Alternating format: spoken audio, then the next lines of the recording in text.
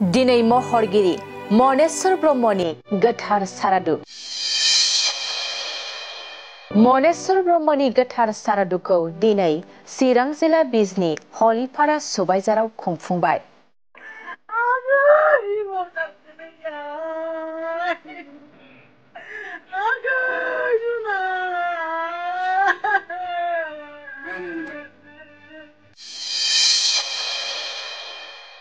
BTR सरकारनि मददजों महरगिरि ललित कला बान्था मोनगिरि मनेश्वर ब्रह्मनि गोथार सारादुखौ दिनै खुंफुंबाय।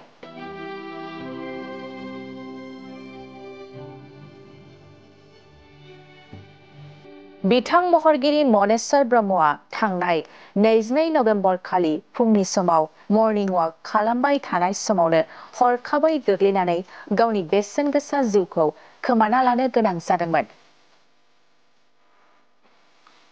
आरो दिनै बिथांनिनो गोथार सारादुखौ बिटिआर सरकारनि मददजों खुंफुंबाय। थारैनो बिथांनि बर' हारिनि थाखाय बिहोमा होनाया हारिनि थाखाय मोनसे जोबोद गिदिर सम्पद। मनेश्वर ब्रह्मनि बे गोथार सारादु खुंफुंनाय हाबाफारियाव आसाम आयेन आफादनि बुंथिगिरि बिश्वजित दैमारी, दिपेन बर', सिएम प्रमद बर' आरो गोबां दैदेनगिरिफ्रा बाहागो लादों। जोङो जोबोद सासे माने जाय मानसिहानोखि महरगिरि हिसाबै मोजां टेलेन्ट दंमोन आरो जाय दिनै मोनसे माहारियारि बा राष्ट्रीय थाखोआवबो दिनै गनायथि मोनदों, बान्था मोनदों आरो बिनि जिथु सोरजि बे सोरजिखौ बयबो बाख्नायो। बेबायदि सुबुंखौ जों अबथिरा खम बैसोआवनो खोमानानै लानांनाया माने जोंनि थाखाय दुखुनांथावल' नङा, गोबां खहाबो। दिनै बिथाङा जुदि जोंनि गेजेराव थाबावनायमोनब्ला आरो गोबांथार बेबायदि सोरजिगौमोन। जोंनि जिथु सुबुं समाज, बे सुबुं समाजाव गोबांथार आरो अबदान जाबावगौमोन। नाथाय बियो गासिबो इसोरनिनो खेला, जों बेखौ नाजावनानै लानांगोन। दा जोंनि बिबाना जाहैबाय बिनि सोरजिखौ जों माबोरैहाय जुगामि लाखिनो हायो आरो बेखौ जों माबोरैहाय फोसावनो हायो आरो मोनसे इयुन जोलैनि थाखाय जों बेफोरखौ मोनसे दिन्थिफुंसालि बायदि खालामनानै बोरै इयुनाव बिसिनि माने जि जाखांबोनाय जिउआव सासे महरगिरि हिसाबैबो मानसिया माबोरै सुबुं समाजनो मोनसे गियान होनो हायो, मोनसे फोरमायथि होनो हायो, माने बिनि बागै मोनसे गोसो फुदुंनाय बा उत्सा खालामनाय, बेखौ जों बोरै खालामनो हायो। दा बे जोंनि बयनिबो गिदिर बिबान जे बेखौ जों माबोरैहाय खालामनो हायो। दा कलाक्षेत्रनि मानसिफ्राबो बुंदों जे बिसोरो बिथांनि गासै सोरजिखौनो कलाक्षेत्रआव प्रिजार्भ खालामनायनि आरो मोनसे एक्जिबिट खालामनानै दोननायनि राहाखौ खालामगोन। दिनै बड'लेण्डनि मानाव गेदेरसिन प्रमद बर' बिथाङाबो बेवहाय बुंदों जे बिथाङाबो हागौमानि बे बेलायाव मा दं बेखौ नायनानै माबोरैहाय गोजोर खालामनो हायो बिनि थाखाय हाबा मावनायनि बाथ्रा बुंदों। आं सानो बेबायदिनो जायगानि मानसिफ्राबो आरो मा मोनथिगौ, मा नुदों, बबाव मा दंबावो, बेफोरखौ जुदि एसे बुथुमलायोब्ला जों बिथांनि जिउआव सोरजिनाय गासै हाबाखौनो जोङो प्रिजार्भ खालामनायनि राहाखौ खालामनो हागोन होननानै आं सानो, गोरोबलायनानै। सार मनेश्वर ब्रह्म बिथाङा हादरारि थाखोनि अनगायैबो बिथांनि लाइफ स्केच जार्मान बायदि बा आमेरिका बायदियाव सावरायजानाय जादोंमोन, नाथाय बर'फोरनि गेजेराव बिथांखौ अनेकआनो सिनाया। बे बेलायाव जों बेखौ मिथिसार जाहोनो थाखाय माबा मोनसे राहा लानो थाखाय जों जायफ्रा मोनथिगौ बेनो जोङो इनिसियेटिभखौ लानांगोन। जोंनि बेलायाव जाहैबाय बर'फ्रा जों एसे दस्रा खामानियाव जेब्लाबो बेस्थ', खालि जोंहा माखासे जोंनि गावनि जेंनाफोरखौ लानानै सानफ्रामबो जों बेस्थ' थायो। नाथाय जोंनि गेजेरनिफ्राय सोर सुबुङा मायाव रोंगौथि दं आरो बिसोरो सुबुं समाजनि थाखाय, हादरनि थाखाय मा मोजां हाबा मावदों आरो बेफोरो जोंनि जिउआव बेसेबां गोनांथि दं, बेफोरथिं जोंहा बांद्राय नोजोर थाया आरो। गतिके दासो लासै लासै समा फैबाय। गोलाव सम सोमावसारनायाव रावहाबो जेथिंबो नायनो सम गैया। बेफोरबायदि थासारिजों फैनायनि थाखाय जोंनि माखासे गोरों गोरा सुबुंफोरखौ जोङो बेबायदिनो जोथोन लाबोनो हायाखै आरो बिसोरनि सोरजिखौबो जों गुरुत्व होबोनो हायाखै। ओंखायनो दा बिनि बेलायाव जों जायफ्रा मोनथिलायगौ, जों गाव गावनो उद्यग लानानै जोङो बिथांखौ बोरैहाय जों मानसिफोरजों सिनायथि होनो हायो, बेफोरनि माखासे हाबाफारि लानानै खामानि मावलांब्लानो आं सानो जोंनि गेजेराव बिथांनि सोमोन्दैबो जोंनि मानसिफ्रा जिफोर गोबां बिथांनि माने मावनाय हाबाखौ मोनथिया बेखौ जों मोनथिसार होनो हादों। सार मोनसे खोथाखौ इन्डियान हिस्टरि 20th सेन्चुरिनि इन्डियान हिस्टरियाव मनेस्वर ब्रह्म बिथांनि बागै माने लिरनाय फोरमायना थानायखौ जों मिथिना मोननाय जादों। दा बे बेलायाव जों बेफोरखौहाय जोङो जोंनि समाजाव फकासाव लाबोनो थाखाय जों माबायदि राहा लानायखौ आं ओंखायनो बुंदों दिनै गोबाङानो बुंदों बिथांनि सोमोन्दै आरो जोंनि माने बड' लिडारशिप प्रमद बर' बिथाङाबो दा माखासे बाथ्राफोर बुंलांदों। ओंखायनो सोर मा मोनथिगौ आं होननाया जाय मोनथिगौ बेनो उद्योग लानांगौ। बिथांनि सोरजि बबाव दं बिथांनि सोमोन्दै बबावहाय सोर मा मोनथिगौ आरो बेखौ लानानै जों फैलायलायोब्लानो जोङो बिथांनि माने जिउनि सोमोन्दै बिथांनि हाबानि सोमोन्दै खामानिनि सोमोन्दै जोङो बेखौ माने गोजोरै बेखौ थिनानै दोननो हागोन आरोखि आरो बेखौ मानसिफोरनो फोसावनायनि राहाखौ जों लानो हागोन। ओंखायनो नोंथांमोनहाबो खौरांगिरि हिसाबै जायफोरनिफ्राय बेफोर बाथ्राखौ मोनथियो गुदि खिथा लानानै बुथुमनो नाजायोब्ला आरो बे आरो साबसिन मोजां जाबावगोन।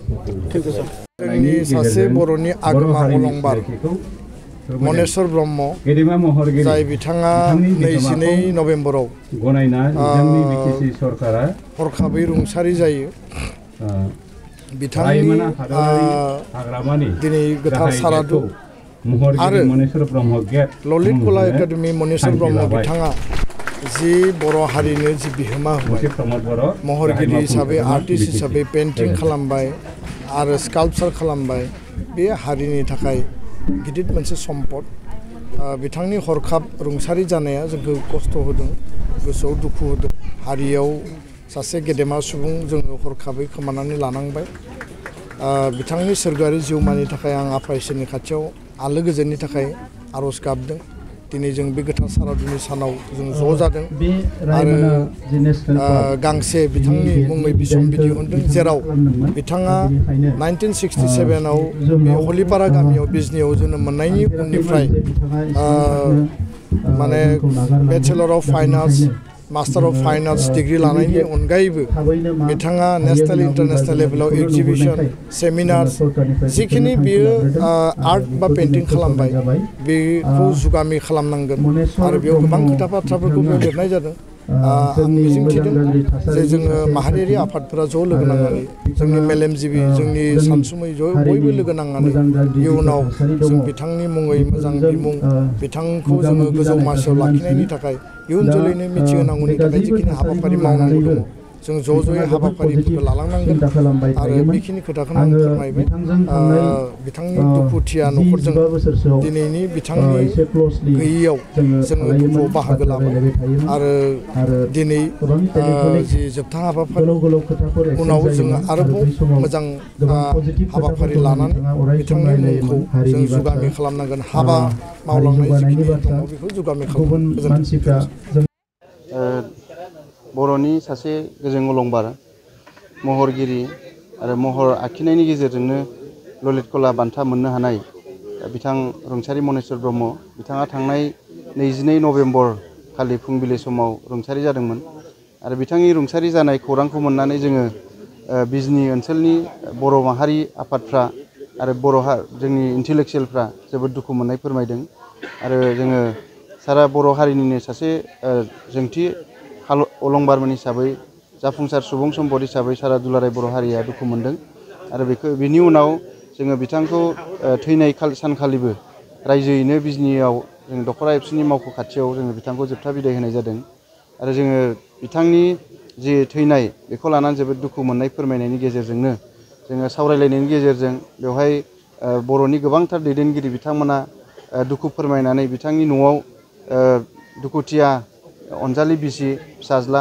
खौरां लानायनि गेजेरजों न'खराव खौरां लाफैनाय जादों आरो बिटिआरनि चिफ प्रमद बर' बिथाङाबो खौरां लाफैनायनि उनाव बिथांनि सारादुखौ राजुहुवा भाबै खुंनांगौ बिदि खोथा होनायजों आरो दुलाराय बर' फरायसा आफादनि आफादगिरि दिपेन बर' बिथाङाबो मोनसे सामलाय कमिटि दानानै बिनि सारादुखौ जाहाथे मोजाङै खुंनो हायो बिथांखौ मोजाङै जोङो मान होनो हायो बेखौ जोंखौ बोसोन होलांदोंमोन आरो बेबायदिनो जोङो बिजनि ओनसोलनि गासै माहारि आफाद बिजनि दख'रा एबसुनि दैदेननायाव बर' थुनलाइ आफाद ट्राइबेल संघ बेबायदिनो माहारि आफादफोरखौ लानानै जोङो मोनसे कमिटि बानायनाय जादोंमोन सामलाय कमिटि आरो बेवहाय आंखौ लिंथुमगिरि होनाय जादोंमोन आरो बेबायदिनो जोङो बिटिआर सरकारनि मददजों बे बिथांनि मनेस्वर ब्रह्मनि सारादुखौ बोरैहाय मोजाङै खुंनो हायो गाब गोनाङै खुंनो हायो बेखौ जोङो नाजादोंमोन आरो दिनैहाय जोङो बे हाबाफारिसिम सफैदों आरो जोङो जोबोद गोजोननाय मोन्दों। बर'नि गोबां दोलो आफाद जेबो फाराग गैयालासिनो गोबां दैदेनगिरिफ्रा बेवहाय फैदों।